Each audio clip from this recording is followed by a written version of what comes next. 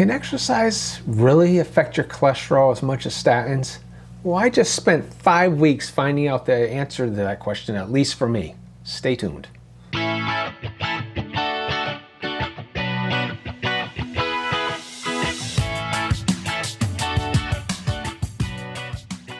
So to answer this question, I embarked on an N-of-1 experiment. N is the traditional variable used in clinical trials to designate how many participants there are. So an N-of-1 experiment is basically a case study.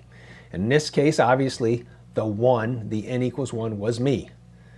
So here's how I went about this.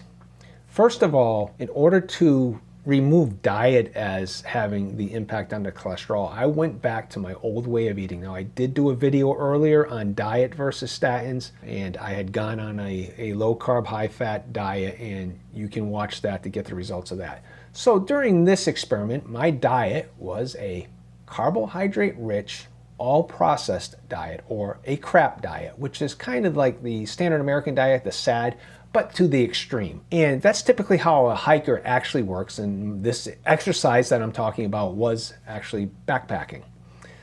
I started on a CRAP diet about a week and a half before the exercise period, before I started the hike, and the reason for that was I wanted to kind of sacrifice my body for science and get myself to the point where we could actually see what my diet was doing to me and seeing how much exercise could improve it versus statins. After that, I embarked on a 5-week moderate intensity extreme exercise. Now that may sound like a contradiction, moderate intensity or extreme, which was it? Well, the moderate intensity was backpacking. I mean, you're never getting your heart rate up, like you would with a high intensity interval training. I mean, your heart rate does get up when you're climbing up mountains and stuff like that, but it's never really that intense.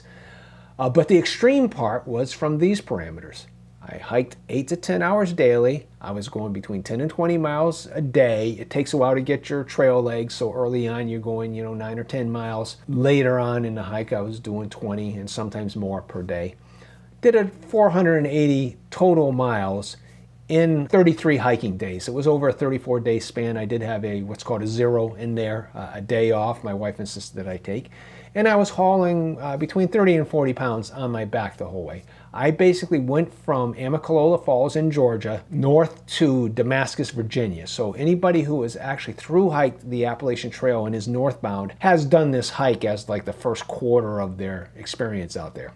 I took measurements of my cholesterol every Tuesday morning using a CuraFit L7. I'll put a link in the description to how you can pick up this unit if you feel so inclined. It's a blood cholesterol home testing kit. So that's the parameters of this experiment. I'm on a backpacking trip. I'm out there for 5 weeks, 480 miles, and eating crap. So like I said, I had a run-in period. I was on a crap diet, and it quickly showed degradation in my lipid panel quality prior to my starting. Before I left, yeah, I did have cholesterol that a lot of people would consider high. I don't consider it particularly high. It's over 300, I start to get worried. But it was at 269. My HDL was 50. My LDL up around 200. A little too high for comfort for me, but it is what it is. My triglycerides were at 97. And the HDL to triglyceride ratio, which is the major quality component of my lipid panel from my point of view, was at 1.9. After only a week and a half eating crap, the total cholesterol actually hadn't changed very much. I mean, that's within the margin of error on the machine itself. HDL had gone down a little bit, LDL had gone down a little, trigs had gone way up, and remnant cholesterol being proportional to trigs also went way up. My trigs to HDL ratio had already degraded significantly to 3.5. So yes, I have shown that my lipid panel quality is bad enough at this point that maybe we can see what will happen if we start measuring and doing this exercise. So here's where we started. I have the blue dot is the total cholesterol. I've got HDL measured on there. I've got LDL and trigs. And I took the ratio and I just multiplied it by 100 just so that I didn't have to fool around with the scale on the chart. So when it says 350, that means I had a ratio of 3.5 or 3.53 in this case. So there's how I started. So let's go out to the trail and actually watch as I take each of these measurements. Well, hi everybody. I'm at the Around the Bend hostel in northern Georgia, right off the Appalachian Trail. It is a very nice little hostel, but it's a Tuesday morning, so I've been hiking for a little more than half a week, and it's time to see what my cholesterol numbers are. Here's my Curafit L3. I just took the blood test, and the numbers are total cholesterol 213. Triglycerides are at 89, quite an improvement there.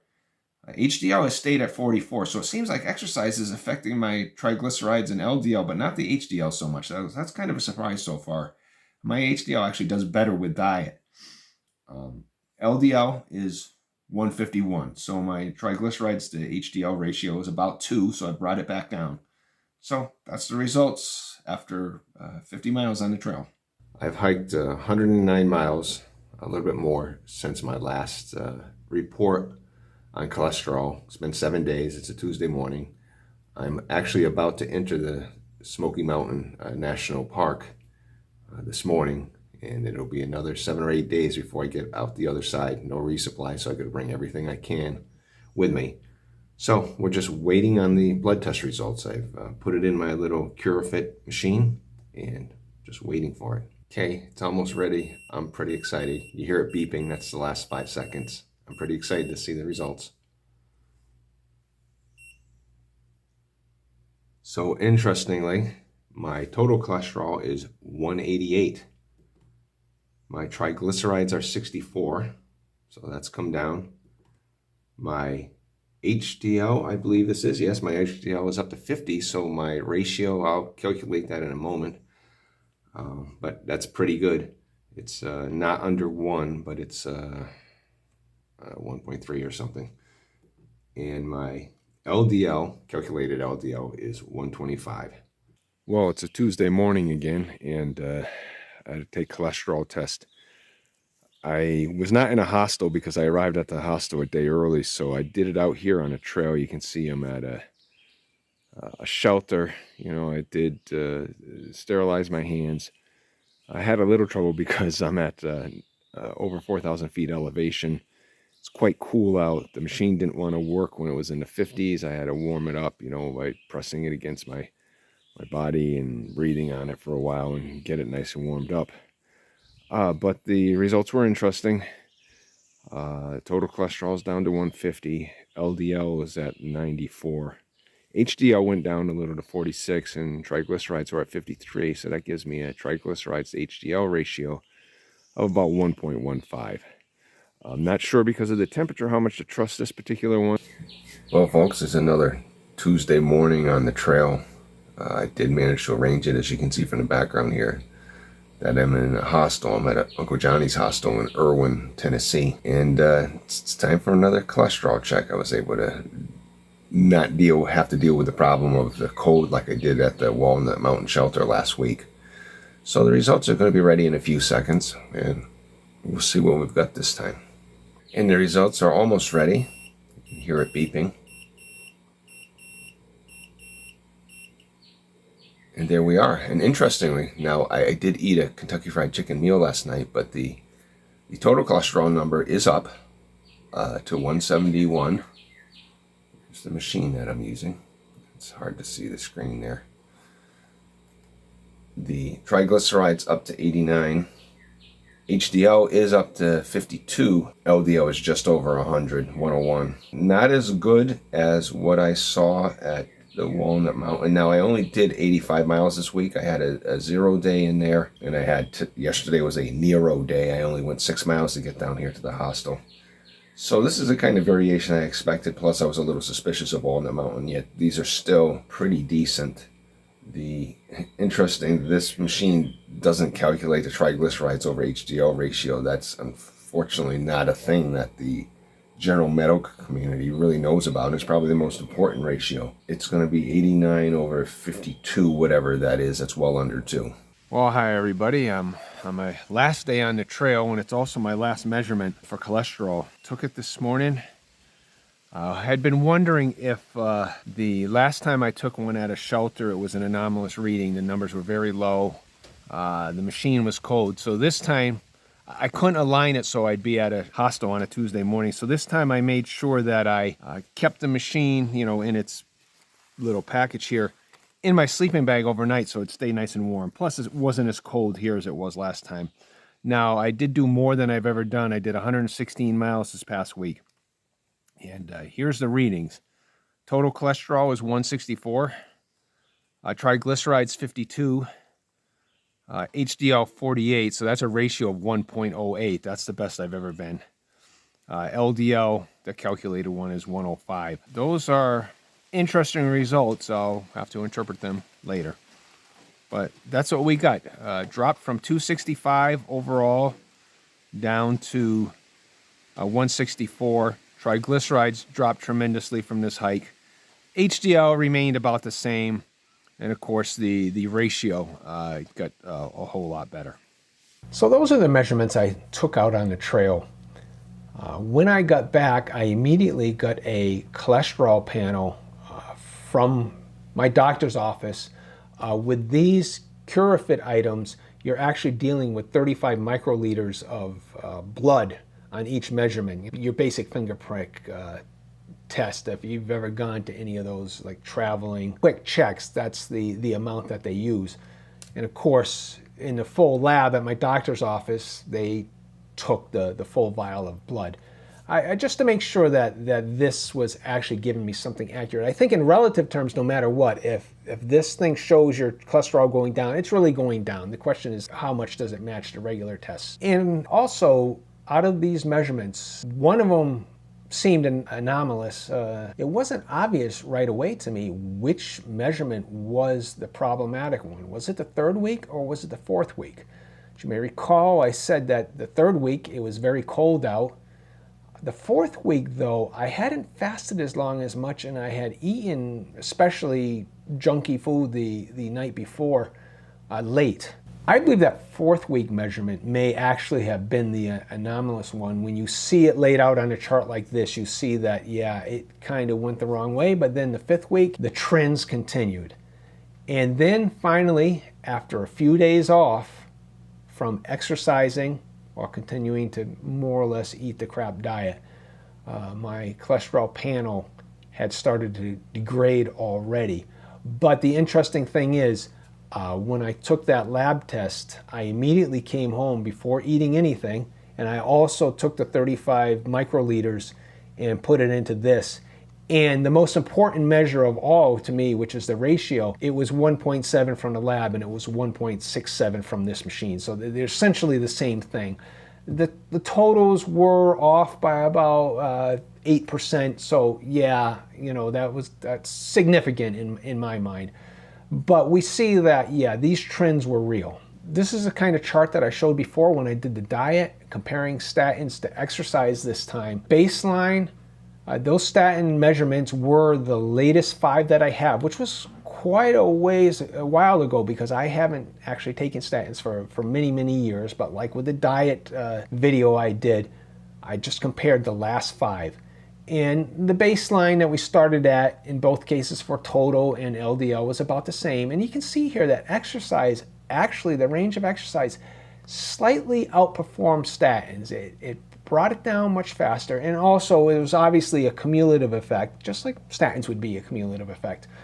And in this case, I think it's pretty clear that exercise did better, at least it tightened the bounds, and it did get my totals lower. I have never actually had a non-statin reading under 200 until this exercise experiment. When I was a college athlete, I'm sure my cholesterol was probably under 200, but they hadn't invented high cholesterol yet, and it wasn't a measurement that was being taken off. And the first time I actually had a cholesterol measurement, I was in my mid-20s, and it was slightly over 200. Which at the time panicked me because, the conventional wisdom was it has to be under 200, which we now know is pretty ridiculous. And if you're in the 200 to 300 range, you could very well be okay depending on the other quality factors. So that's the total and the LDL. So let's move on to the HDL. This is kind of apples and oranges because when I was on statins, my baseline was not 45. That's as bad as I could get it by the beginning of this experiment. So it's really not really fair to say, oh, your baseline was 45 and you took statins and it actually got worse. No, when I was on statins, my baseline was really around 32 or something. So statins improved it slightly. But my point here is to show that exercise, just in 5 weeks, just outperformed anything that ever occurred on statins. With that caveat that it's kind of hard to make these comparisons because these statin reports are actually very old and had started from a slightly different condition. So let's look at triglycerides. And again, my baseline from this dietary experiment where I ate the crap diet for a week and a half before starting my hike, only got my trigs up to 159. They had been in the 230s at some point. Statins did bring them down a bit.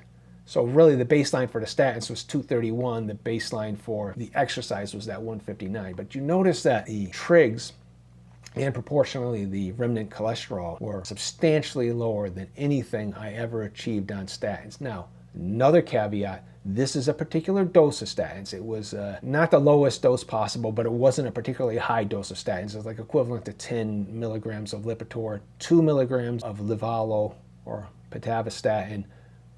Subject of another video, how the various different statins compare as far as their doses. 2 milligrams of pitavastatin is not a low dose. It's a moderate dose. But you can see exercise did much better with the caveat that the starting points were a little different. But in absolute terms, it got the value much lower. So what did that do to the trigs to HDL ratio?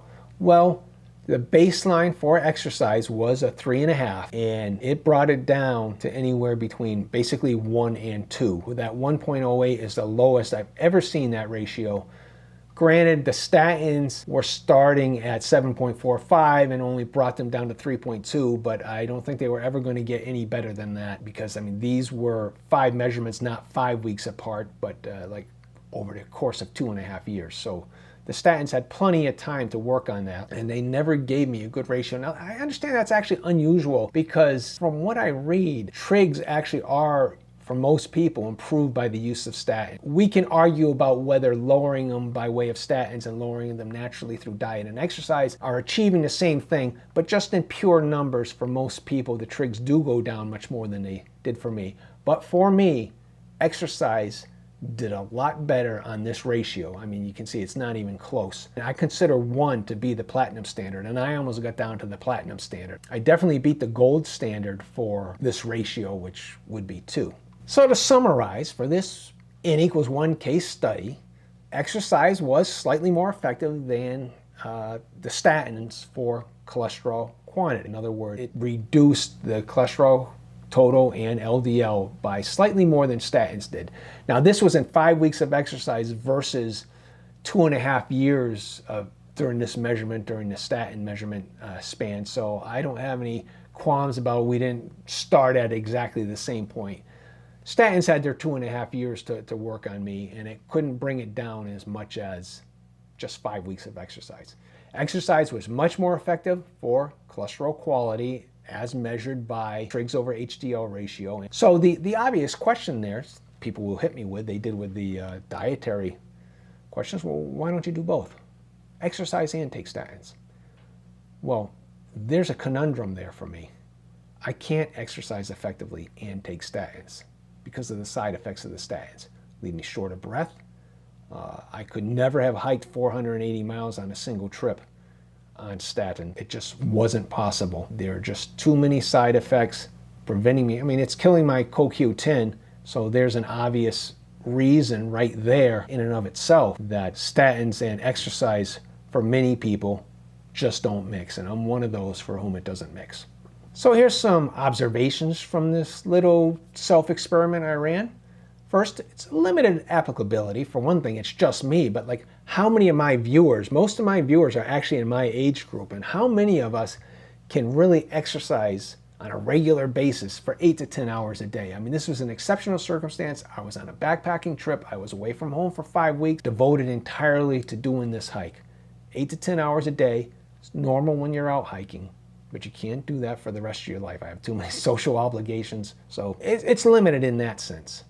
Lipid readings are actually volatile, and especially triglycerides. What you eat the night before, how many hours you fast. These things can affect your triglyceride levels probably more than anything else. And if you're using that as your measure, you can't just take a measure every 6 months and say, you need to treat this. You got to look for trends. You've got to find out what works for you, lifestyle-wise. Find out what gives you the, I guess you're looking for the best reading. Make sure you always, the day before a cholesterol test, eat approximately the same thing. Finish eating and stop eating by approximately the same time. Take the test the next morning after the same number of hours of fasting to at least be comparing apples to apples. Next, my HDL was not impacted much. You notice that the HDL numbers pretty much stayed the same throughout this experiment. I thought exercise was supposed to affect HDL. By the way, I wasn't taking my normal supplements during this time either. I wasn't going to carry fish oil supplements with me. I wasn't going to carry CoQ10 with me. These few other things that I take as regular supplements. But HDL just basically stayed constant. So exercise for me is not the answer to HDL. I think probably the fish oil supplements, the omega-3s, do more for me on that score than the exercise did. You notice there was an immediate regression seen as soon as I ceased exercise. I mean, I took my final Tuesday morning measurement, and then I had to take a shuttle ride from Damascus, Virginia up to Roanoke, Virginia. So no exercise that day. The next day, get on a 12-hour train ride from Roanoke, Virginia up to Springfield, Massachusetts. No exercise that day other than what little I could get up and walk around on the train. And the very next day, I went and I took the formal cholesterol test from my doctor's office. You know, the values, it was total cholesterol was like 168, and the ratio was 1.7. As I measured it by this, my ratio was 1.67, so essentially the same thing. But there was that immediate regression.